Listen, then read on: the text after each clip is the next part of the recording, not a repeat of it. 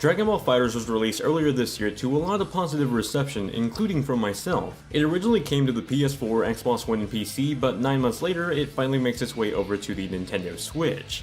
This version of the game brings the entire console experience on the go with some technical drawbacks to maintain that solid performance, for the most part.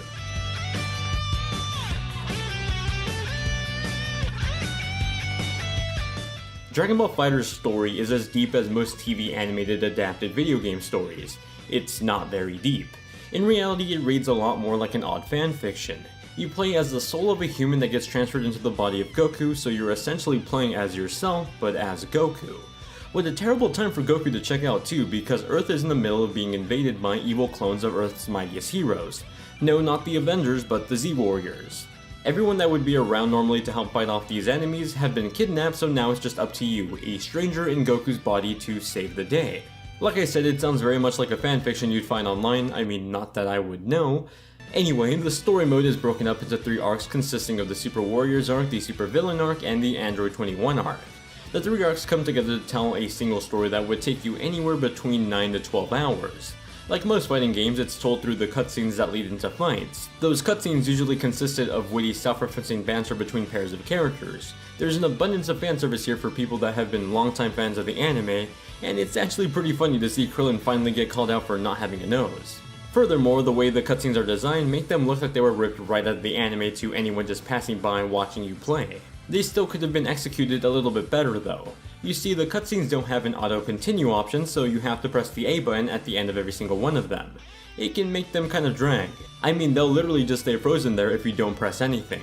I found myself trying to time the A button perfectly to keep cutscenes flowing, only to accidentally skip a cutscene entirely. I at least appreciate the arc system works didn't just retell the story from the anime in video game form. It's a unique story that, though it may not have been the most riveting story, at least does some tongue-in-cheek towards fans of the series that I'm sure they'll appreciate.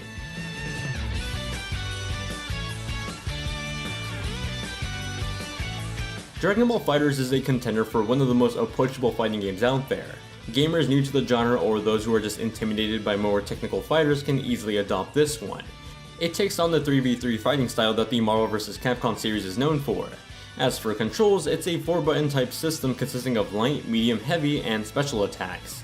It's easy to get used to, with the super attacks really only taking a quarter circle and a button combination. It feels very similar to Arc System Works' previous games like Persona 4 Arena and Persona Ultimax.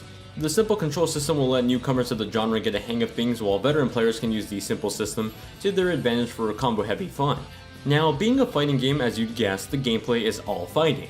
The 12-hour story mode is presented in this board-like interface where each chapter grants you a space to move. Analyzing the board, you move around to fight enemies, recruit allies, and take on big boss fights. It can at times feel almost like an RPG in the sense that you can swap out characters, add on buffs, and so on. It's certainly an interesting way to execute a story mode, but not one that felt better because of how it was executed. The arcade mode continues the unique trend by ditching the traditional fight this list of enemies scheme. Instead, you fight enemies by difficulty arches that deviate towards different paths depending on how well you do in matches. It makes the arcade mode feel like you're constantly being challenged, and that was pretty cool. If you want to just jump right into playing against people online or offline, you have the option to do both. The 24 character roster consists of fan favorites like Goku, Vegeta, and Majin Buu, but you'll also come across variations of some characters like a Super Saiyan Goku.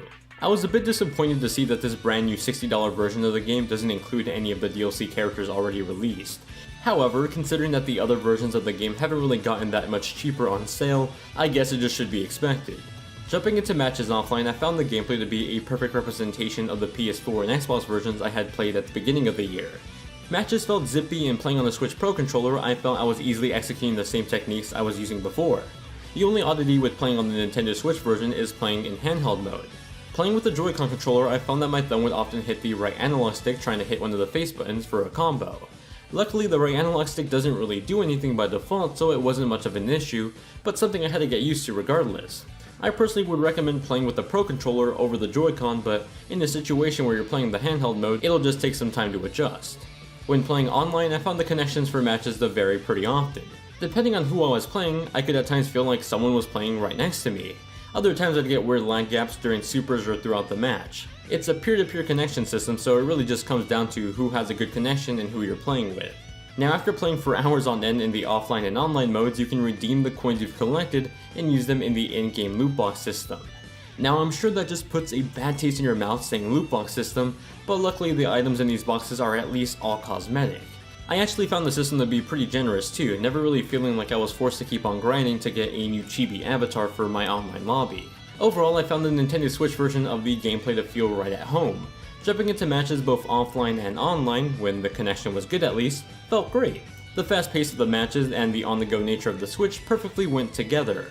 Catching matches in the back of an Uber or just breaking out the Switch at a party for some 1v1s all felt fantastic.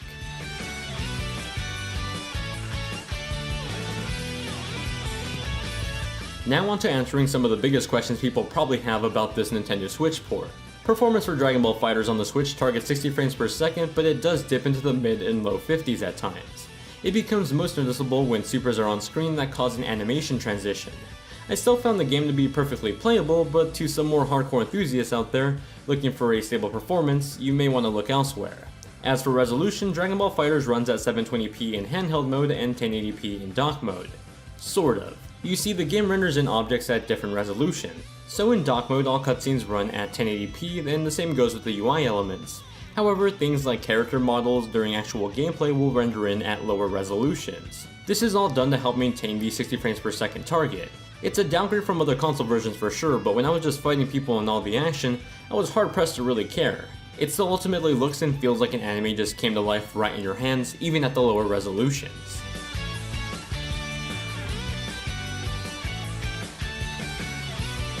Like the visuals, the music and audio in FighterZ feels like it was ripped right out of the anime. The mix of screams, Kai Blast, and music all come together to perfectly recreate those late nights of me watching Toonami as a kid. You also have the option to switch between English and Japanese dub to fit your preference, with a lot of the original cast being back. However, if you do decide to play in English, I noticed that there was a bit of a lip sync delay at times. It also plays in part to how the cutscenes can just sort of hang there if you don't press the A button to continue on to the next scene.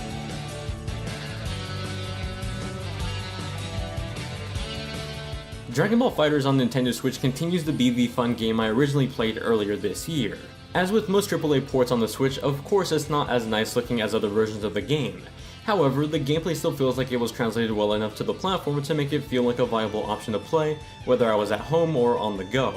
The Joy-Cons may take a bit to get used to if you're primarily playing this in handheld mode, and the framerate dips may turn off the fighting game perfectionists out there.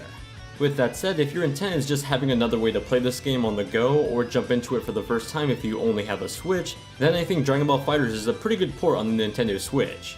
If I had to give it a score, I'd give it an 8.5 out of 10. If you enjoyed this review, then be sure to give it a thumbs up, subscribe, and share it with your friends. That helps more people find out about my videos, and I really do appreciate it. Thank you all very much for watching, hope you guys have a great day, and keep on gaming.